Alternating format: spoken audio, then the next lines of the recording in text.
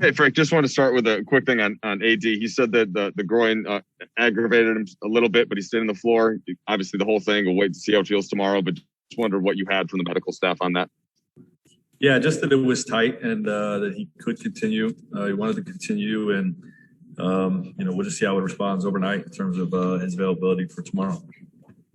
And then, Frank, I suppose you could bake Caruso into this question, but we've been talking a lot about lack of playmaking. How did you guys find enough to get a win in this case, and maybe specifically related to Talen Horton-Tucker?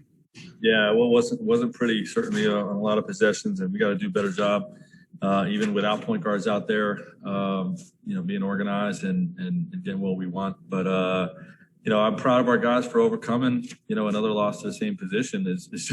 It's difficult to overcome. Talen Horton-Tucker really stepped up. He had a young player type of night, with a lot of good play, bad play situations, in particular down the stretch. And I love that he just kept his poise. He didn't get down on himself. He remained confident.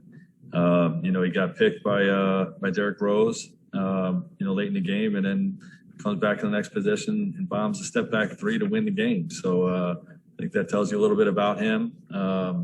I think it's worth noting that, Derrick Rose is probably his favorite player growing up, coming from the Chicago area, same high school, somebody he really looks up to.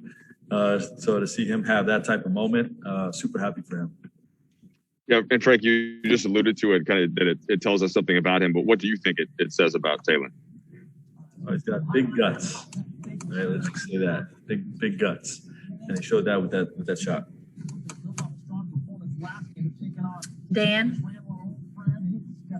Frank, you've kind of said that you wanted this team to have that, toughest guy in the fight sort of attitude, night in, night out. And for a stretch there, you guys had lost it.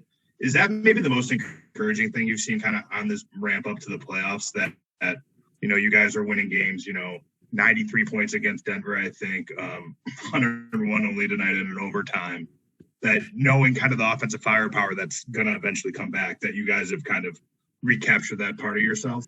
Well, one of the most important parts of our identity is being a team that wins the war in the trenches, that defends and rebounds. If you defend and rebound in this league, you're going to win more nights than you're not. And, sometimes the offense is, is going to be ugly, when you have guys out like it was tonight. But, if you defend and rebound, you give yourself a chance. So I'm happy with the defensive side of those types of performances, but we certainly have to be better. Trying to figure out how to play without playmakers. It's just been a challenge, and we were getting better at it. I think that the last three games, took a step back in some possessions, and a lot of reasons because we lose Alex in the first quarter. But we overcame adversity and we beat a really good team. So.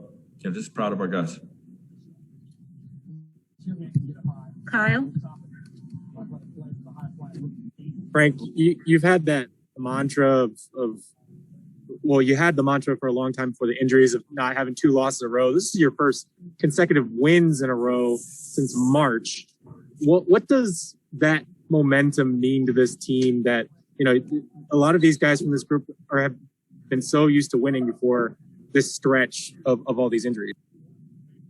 Well, it feels good to win two in a row. I can tell you that much for all of us. We actually, that road trip where we were in East Coast, we talked about that just about every time we lost, every time we won a game. Like, we haven't won two in a row in a while.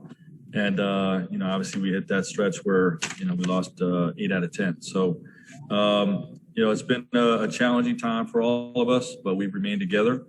We're confident in what we can accomplish, come playoff time.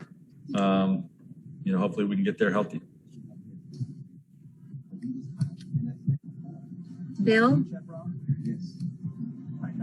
Hey, Frank. Stepping away from tonight's game, the banner's going to go up tomorrow night.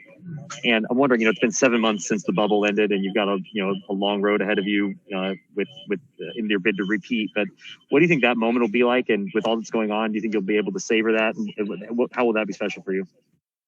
Well, obviously, it's a great source of pride for me personally, and for our whole group, our staff, our players, our coaches.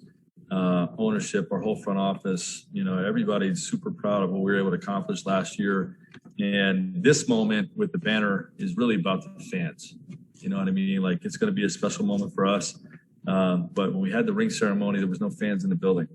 You know what I mean? And we purposely postponed this till the end of the year so that our fans could celebrate this. We haven't had a parade. They weren't there for the ring ceremony. So for us to be able to raise that banner with some fans in the building is very special. And that moment is going to go to them. And it's there for them, the fans. Last two, Dave. Frank, since this team or the core of this team was put together 2 years ago, there's been so many moments where it's been LeBron or AD to bail you out of situations, kind of lead the way. What do you think it does for the collective confidence of a group to have big plays down the stretch by Wes Matthews with the putback or Talon with the go-ahead three? Well, the thing we talk about being all the time is being a team first team. That everybody matters. Everybody's got to stay ready.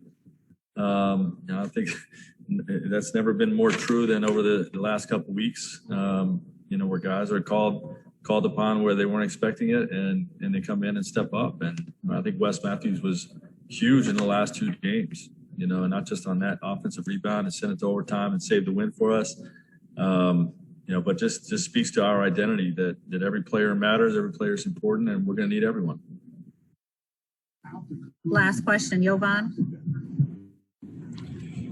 Hey, Frank, you guys are 5-1 in overtimes this season. I'm curious what trends you've seen in terms of your late game strategy and success. And does that translate potentially to the playoffs where you're going to have kind of, overtime stretched over, a 7-game series essentially?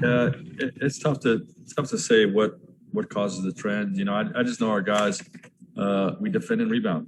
And we got guys on this team, even with, the players we have out, that make big plays down the stretch. And I saw that tonight with Wes Matthews and Talon Horton-Tucker making the two biggest plays with Talon's three and Wes's offensive putback.